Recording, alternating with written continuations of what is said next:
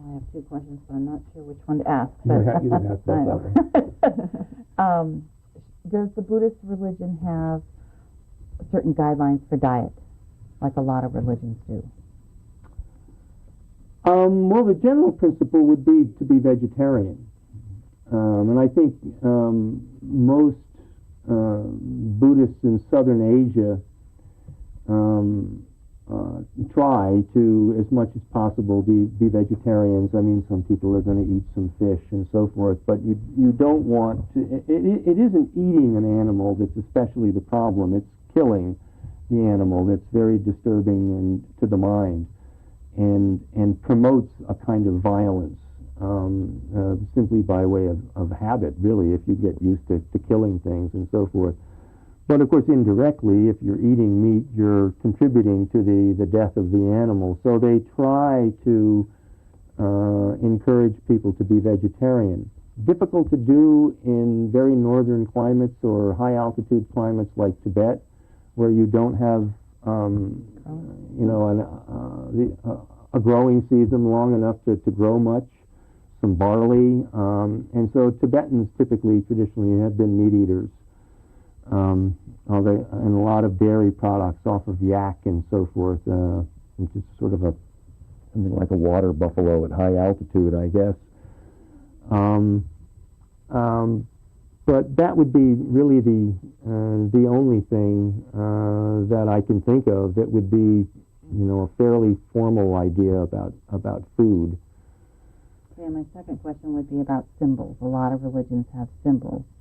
Does the Buddhist religion have any symbols that are related to it?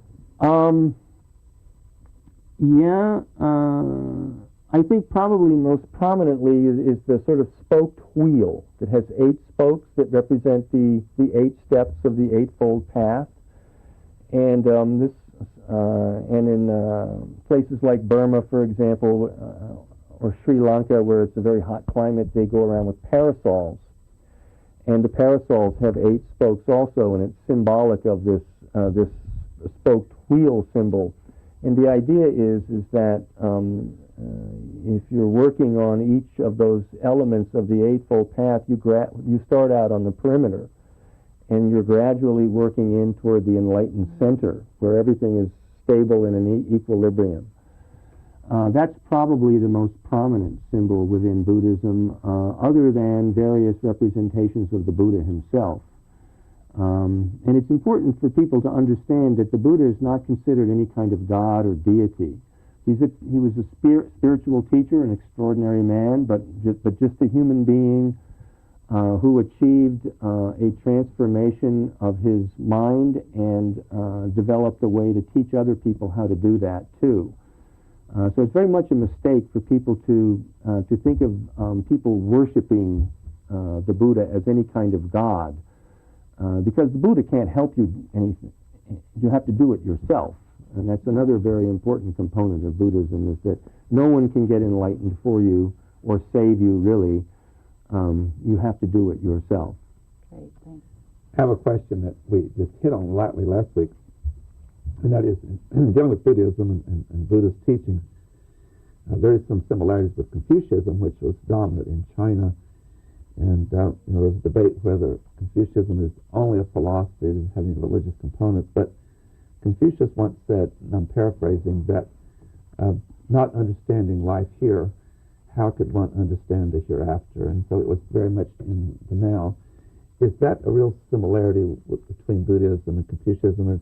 Or I would have you to elaborate upon the idea that in both of those particular philosophies and the Buddhist religion, that unlike Christianity, which is very much stressing, life beyond the earth, would you explain how that is different?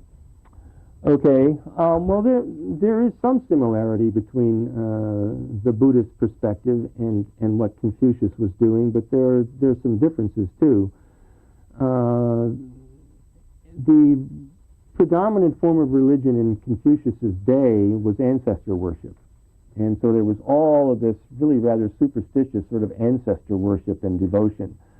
Meanwhile, the Chinese were slaughtering each other in horrible wars between different feudal kingdoms. And so the big issue was during what was known as the period of the warring states. How can people get along? And it was in that context that that Confucius said, how can you expect to know how to treat the ancestors when you don't know how to treat each other?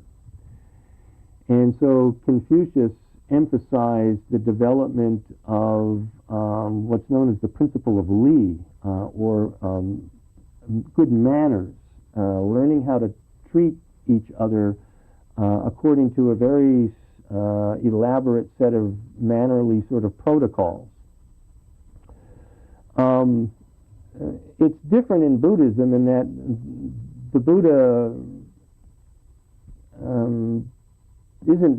wasn't really concerned especially about the afterlife at all, in terms of any kind of heaven or hell realm or ancestors or anything like that, but really grounded in helping people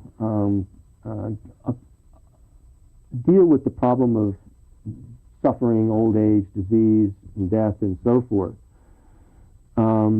So the similarity, I suppose, is that they're both very much grounded in this world and in getting along with others, especially in the case of Confucius, and in dealing with the problem of suffering, which causes people to be fearful and aggressive and therefore combative in their relations with other people.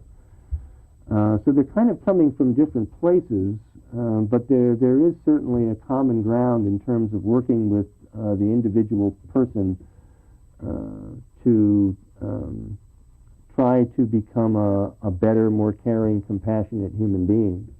The now is so important. Very much so. Janelle Burke.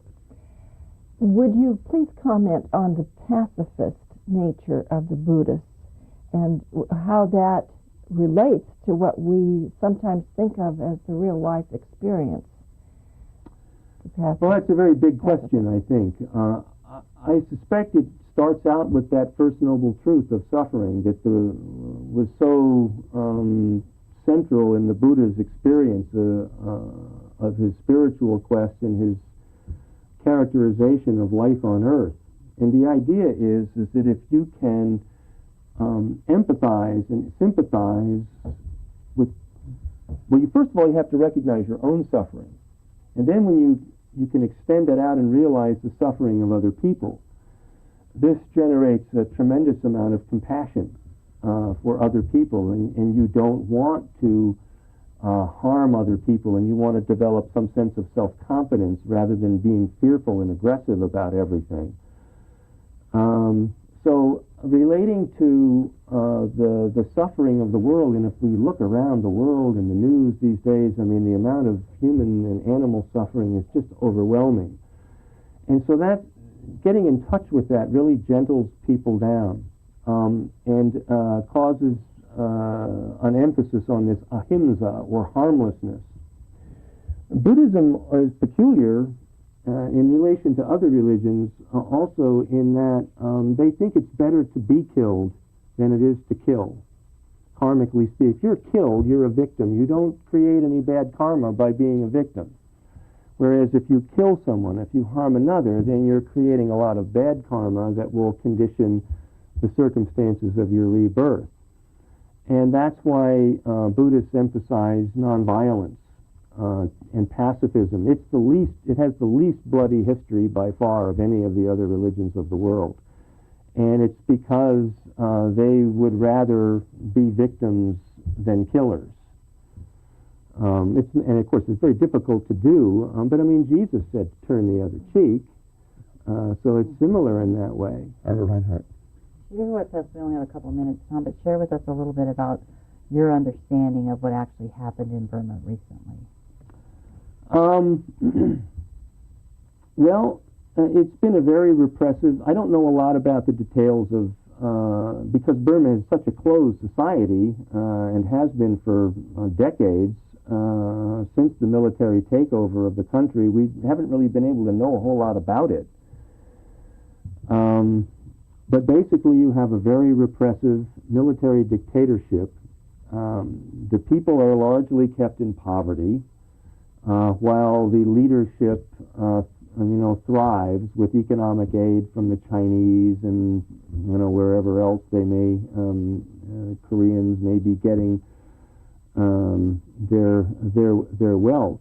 And you have a popular uprising against that, sort of like China and Tiananmen Square a few years ago, similar sort of a situation. And so you have the unusual situation with the Buddhist monks emptying out of the monasteries and taking to the streets peacefully, demonstrating in order to have political and social reforms, power sharing, better economic conditions for the ordinary people. And much as was the case in Tiananmen Square, the military dictatorship clamped down on it in rather brutal and repressive fashion. We're just really short on time, but I don't want to leave the program without you mentioning briefly about Buddhism believes in reincarnation. Yes, it simply accepts that that was part of the cultural worldview of India in the time that the Buddha lived in. This is a difficult topic because Buddhism doesn't believe you have a soul, an immortal soul. There's a doctrine called anatman. So it's really the karma that you make that isn't resolved back to you in this life that actually reincarnates into another being who's born in circumstances that are a nice match for that karma.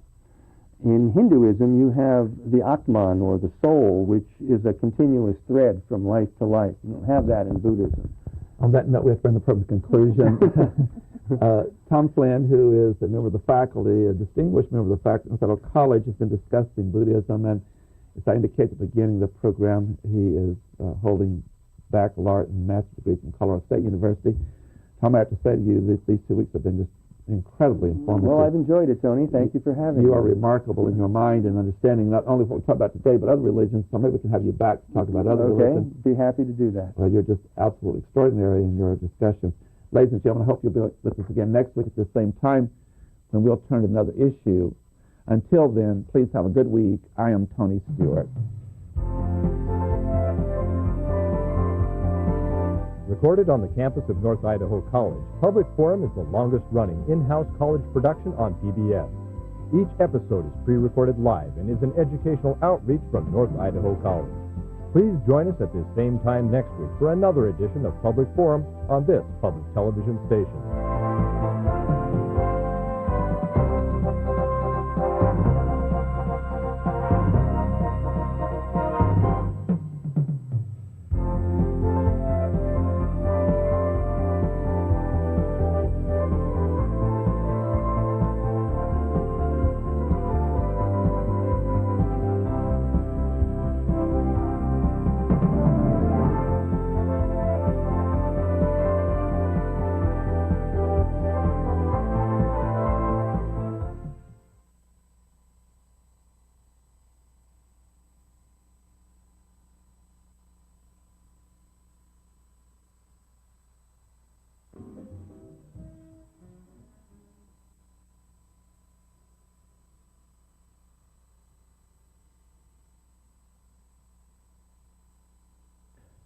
Clinton supported, and well, no, I voted for that, but the one that just passed, I voted for the resolution that authorized the use of force, and I make no apologies for it. I mean, I understand where the country was at that time. We can go back and litigate. Even though John Edwards and others suggest that you should apologize for it. Well, I'm not going to apologize for what I. Well, you're not running, but right, but I think that's the wrong approach. Democrats, we can't live in the past. I mean, there's no doubt. Knowing what we know now, clearly that vote would not have been taken, and I would not have voted the way I did, but I don't believe the president would have offered the vote.